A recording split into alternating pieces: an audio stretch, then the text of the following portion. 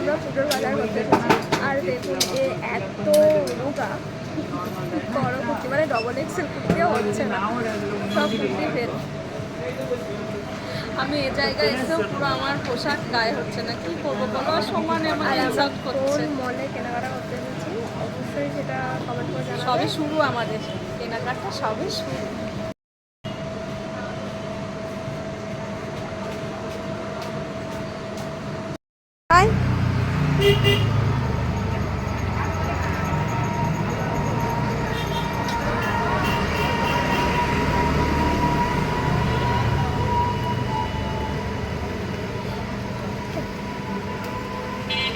কেনাকাটা করে আবার দেখাচ্ছে।